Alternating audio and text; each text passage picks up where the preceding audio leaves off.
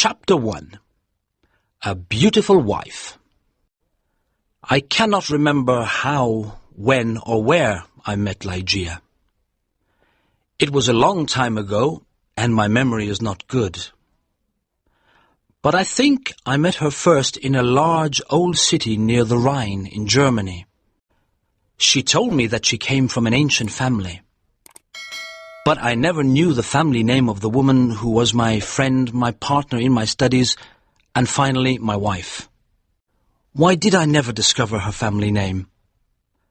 Perhaps because she did not want me to find out. But I cannot remember. I remember one thing very well. Ligeia was tall and slim. Later, at the end, she became very thin. How can I describe her quiet, aristocratic movements or the strange softness of her footsteps? If she came into my office, I only knew she was there when I heard her voice, or when she put her white hand on my shoulder.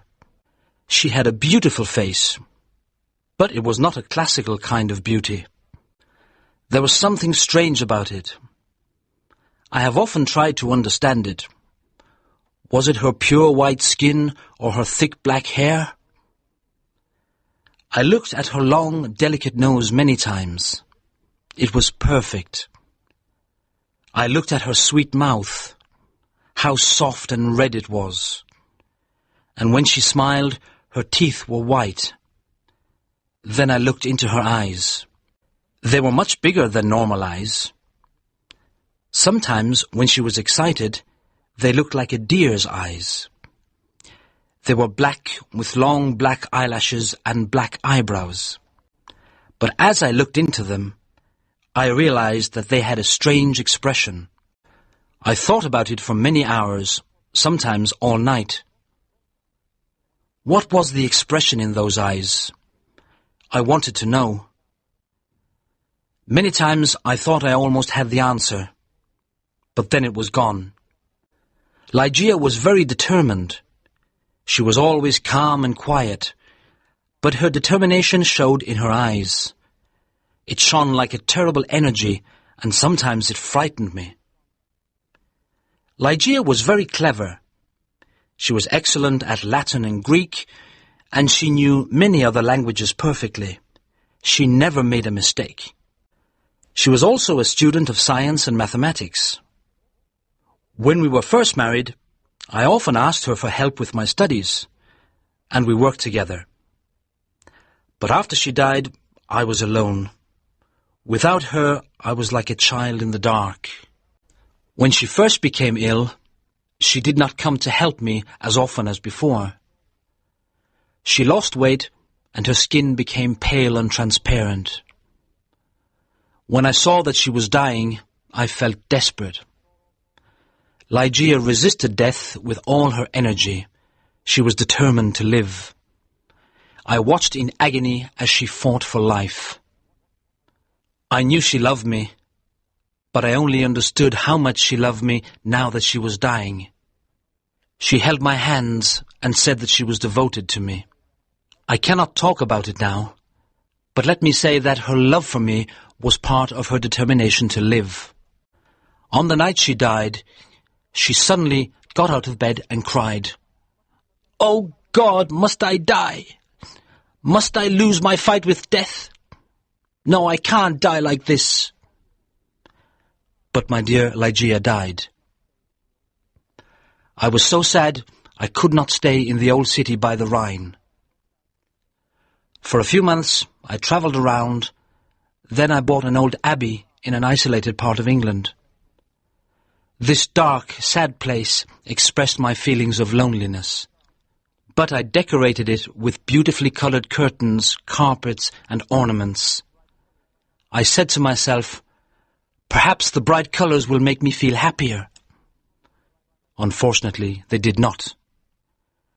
I began to drink too much. But I do not want to speak about that time of my life. I will only say that one day I married Lady Rowena Trevanion of Tremaine. My new wife had blonde hair and blue eyes. She was very different from my first wife, but how could I ever forget Ligeia? Chapter 2. A Fight with Death. I took Lady Rowena back to a room high up in the tower of the Abbey, where we lived for the first month of our marriage. The room was very large, with an enormous window made of glass from Venice. The ceiling was high, like a church, and in the centre there was a big gold chandelier. There were sofas from the East and an Indian bed. On the walls were long tapestries, like carpets, with designs made of gold. The tapestries moved every time the wind blew. My wife was afraid of me because I was often sad and depressed. She did not love me much and stayed away from me, but I preferred this. I always thought about Ligeia, my beautiful Ligeia, dead in the tomb. Sometimes in my dreams I called to her in the night. I imagined that perhaps my love for her could bring her back to me. At the beginning of the second month, Lady Rowena became ill. She did not sleep very well, and told me she could hear sounds and movements in the tower. "You have a fever," I said. "You're imagining things." She got better, but then she went back to bed with a second illness, worse than the first. The doctors could not understand it. Again, Rowena began to hear little sounds and movements in the bedroom, and they frightened her. One night, at the end of September, she woke up suddenly. I was sitting on a sofa by her bed. She whispered to me that she could hear sounds and see movements, and there was a frightened expression on her thin face. But I saw and heard nothing. "It's the wind," I explained. "You can see the tapestries moving in the wind." But her face was white with fear, and she nearly fainted. I remembered that there was some wine on the table on the other side of the room. As I walked under the light of the chandelier, a strange thing happened. I felt something invisible pass me, and on the carpet I saw a shadow, almost the shadow of a shadow. I decided to say nothing to Rowena. I poured out a glass of wine and gave it to her. Then I sat on the sofa and watched her. After some moments, I heard very quiet footsteps on the carpet coming towards the bed.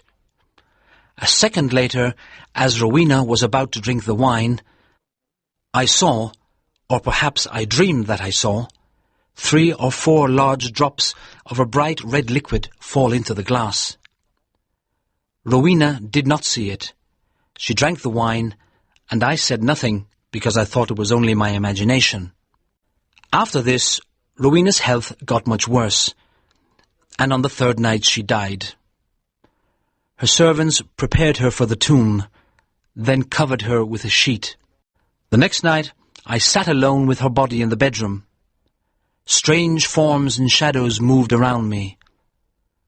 I looked nervously into the dark corners at the moving tapestries, and I felt frightened. Then I looked at the carpet under the chandelier. There was no shadow there, and I felt better. When I looked at Rowena on the bed, sad memories of Ligeia, the only woman I ever loved, came back to me. It was perhaps around midnight when I heard a sound. It was quiet but clear, and it woke me from my dreams. I thought it came from the bed. I listened in terror, but I did not hear it again. I looked carefully at Rowena for any sign of life. She was not moving, but I continued to look at her. Minutes passed. Then I noticed a little colour in Rowena's face. My heart stopped in horror. I could not move. When I understood that Rowena was not dead, I tried to revive her. But soon the colour disappeared from her cheeks. Her face looked like marble again, and her lips were thin with the horrible expression of death. When her body was cold and rigid, I fell onto the sofa and dreamed about Ligeia. An hour later, I heard the same sound as before. I listened.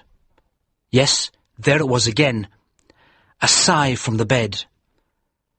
I ran over and saw clearly that her lips were trembling. Then they opened, showing her bright teeth. I thought I was going mad. There was a pink colour on her cheeks and neck. Her body was getting warm again, and her heart was beating a little. Lady Rowena was alive. I did everything I could to revive her. Then, suddenly, her colour disappeared. Her heart stopped, and her body became cold and rigid. I sat down and began to think about Ligeia again. Then again, for the third time, there was a sound from the bed. But why must I describe the horrors of that night? Again, I tried to revive Rowena, and then a fourth time. Each time, she seemed to fight with an invisible force. And each time, her body changed. I cannot say how, but she looked different.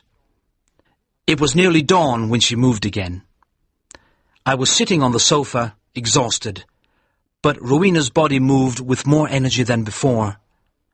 Her colour returned, signs of life changed her face. Her eyes were closed, but she looked alive.